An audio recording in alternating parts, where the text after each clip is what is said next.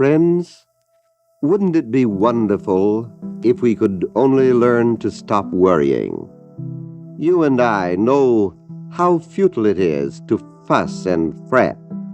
And 9 times out of 10, when we ask ourselves, why are we so worked up? We can't put our finger on any definite reason or on any incident in our lives that started what we call a worry pattern of thought. Why then do we worry? Jesus said, "Take no anxious thought for the morrow." And then he added that there is a truth which can set you free from the need to worry about anything. And now modern science and our new religious outlook are doing more to help us overcome our worries today than ever before. For science is showing us why worry, why we worry, and religion is teaching us why we need not worry. This should mean a great deal to us, because everyone worries about something. At the same time that everyone worries about something, very few people indeed know how it is that worry works. Most people, and this seems surprising, most people have no idea what causes their worries. For example, an accomplished architect is asked to do a drawing for a new building. Now he is a man of experience and a man of achievement. But when he is assigned to this new job, he begins to worry about it. When he realizes that he is being anxious, he stops and reasons within himself, pointing out to himself that this job is not unlike others that he has done and done successfully. He has a good background. He has years of successful experience. Technically and professionally, he is sure of himself. But still he worries. And here is a salesman who has an appointment with a client, and he is anxious about the meeting.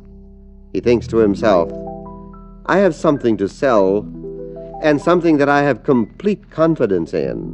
The person I am meeting is just like other people I have talked to. I know how to present my ideas all right, but still I am worried. Now in these two illustrations, this important factor is revealed. There is no apparent reason why either one of these people should be worried, or if there is a reason, they both are unconscious of it. And this leads to an important conclusion, which is that most of the things we worry about have no relationship to our worrying.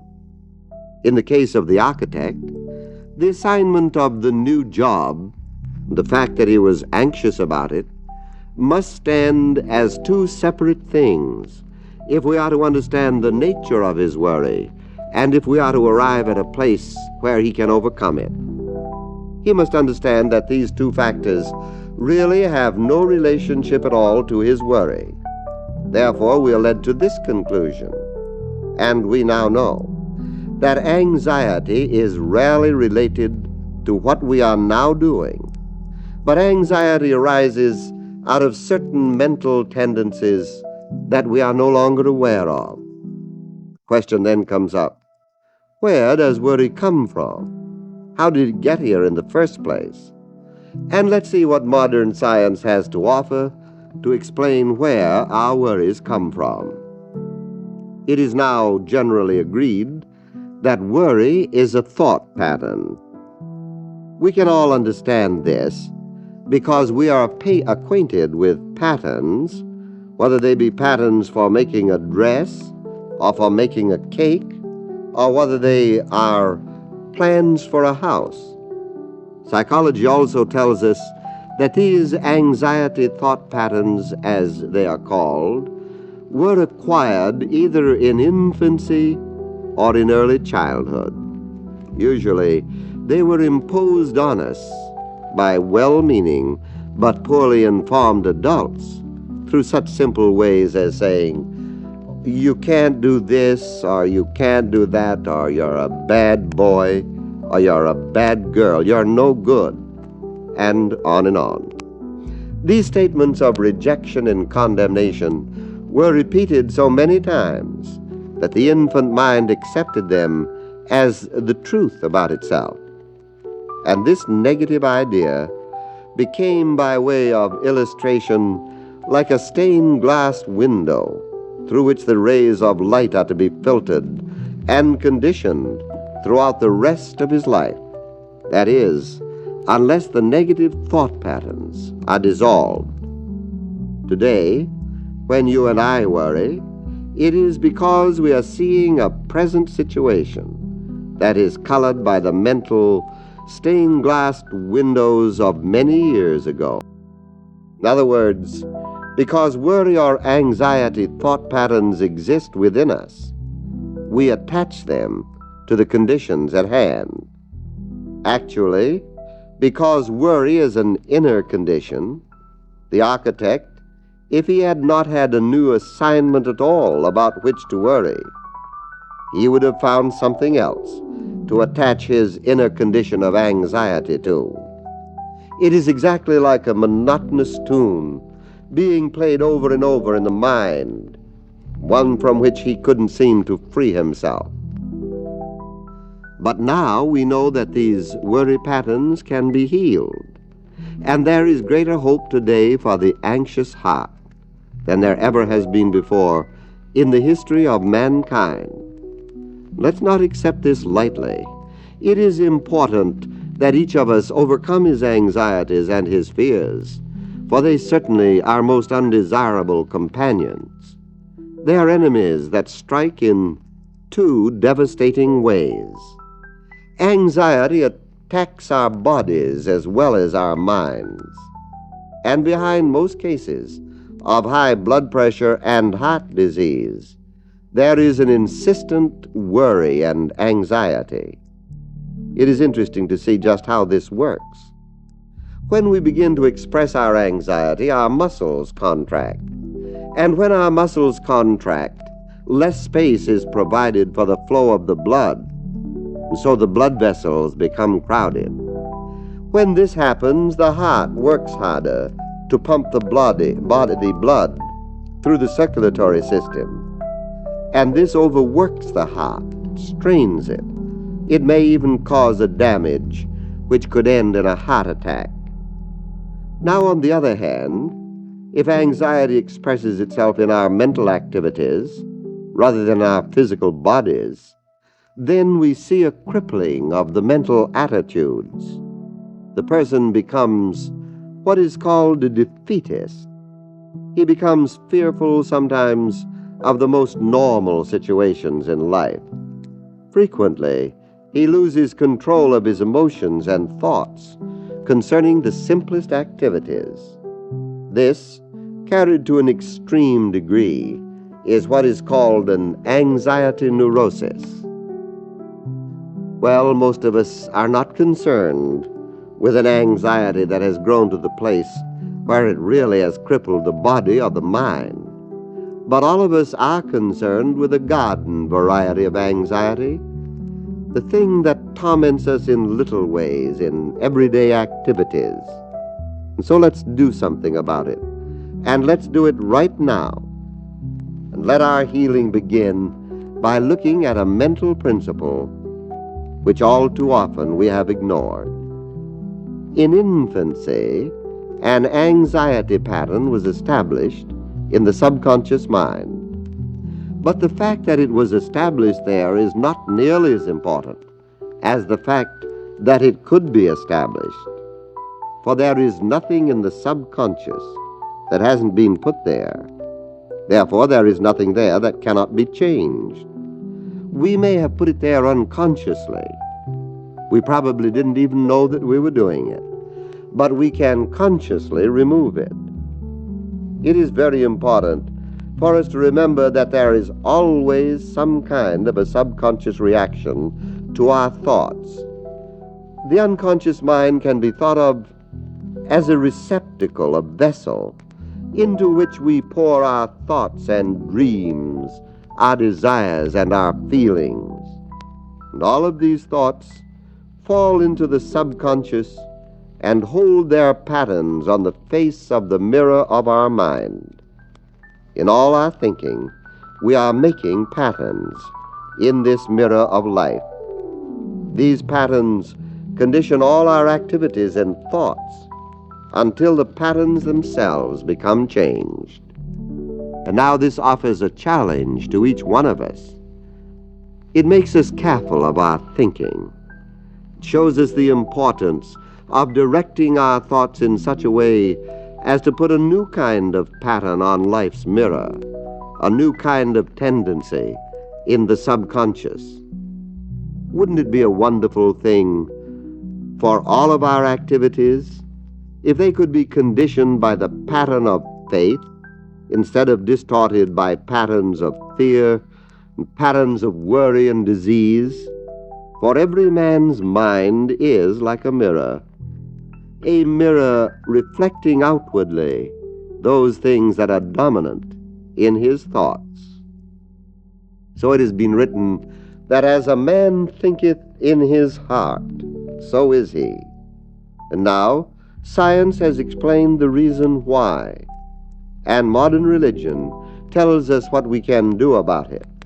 There is before us now the conscious use of a practical faith that endows us with a creative power that each of us can use to heal himself of the scourge of anxiety. When we stop, when we consciously realize that all that life is right where we are, we can come to a place of certainty in our minds where we no longer feel that we are lacking. There is but one life, which is God, the power greater than we are, and each of us is an expression of this one life.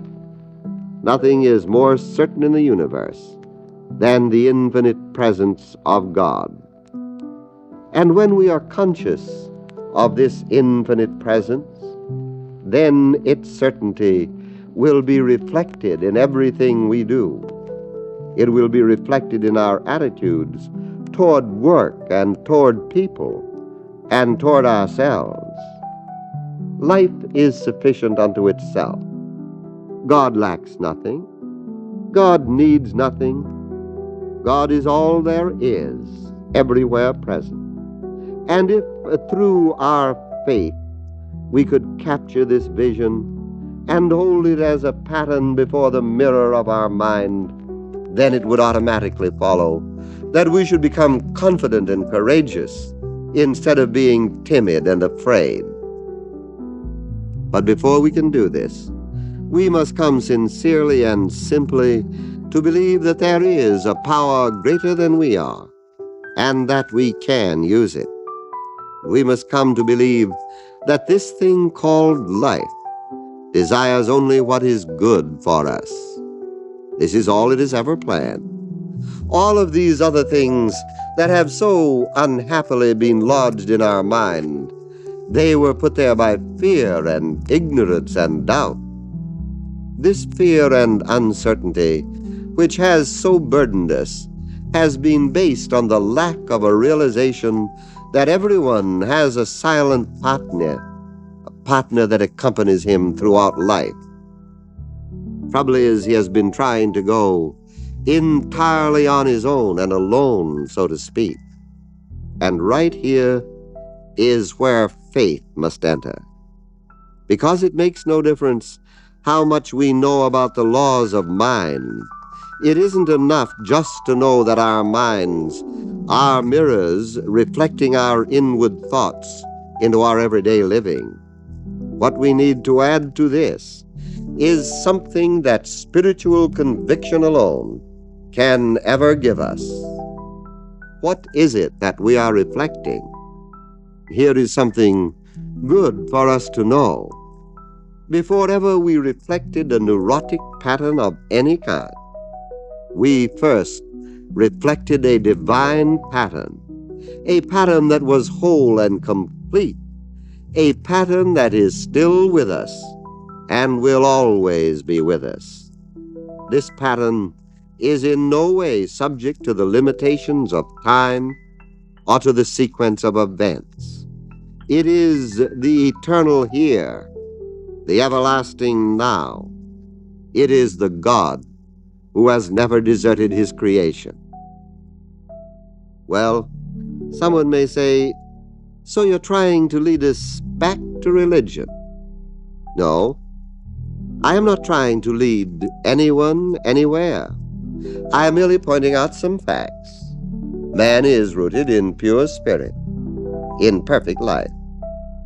And he will be freed from fear and doubt and worry only when he finds a faith and a confidence and a conviction, something greater than his former limitation. For every fear, we must find a faith, and we must substitute certainty for uncertainty.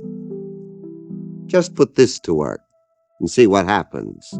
Say to yourself, there is something within me that is never afraid, no matter what the appearance may be. There is something within me that is never anxious, for it knows that everything is all right, in spite of my feeble worries.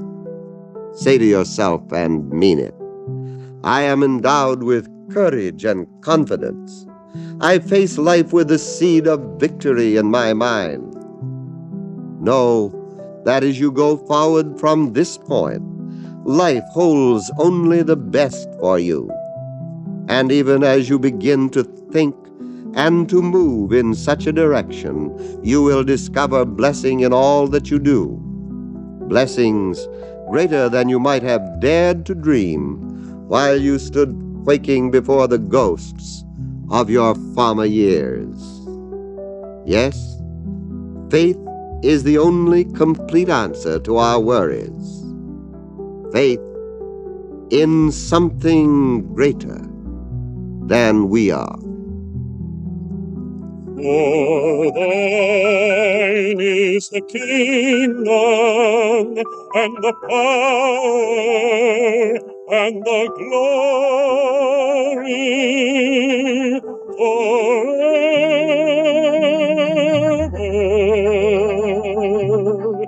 Amen.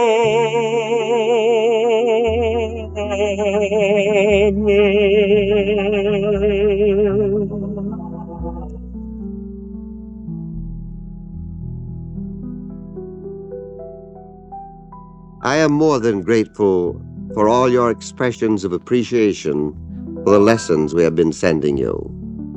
I think it would do all of you good if you could only read our mail. It would make you so happy to know how many people actually are putting these lessons into practice. Here is a letter from one writer which says, the lessons are opening new horizons for me, and I look forward to them eagerly.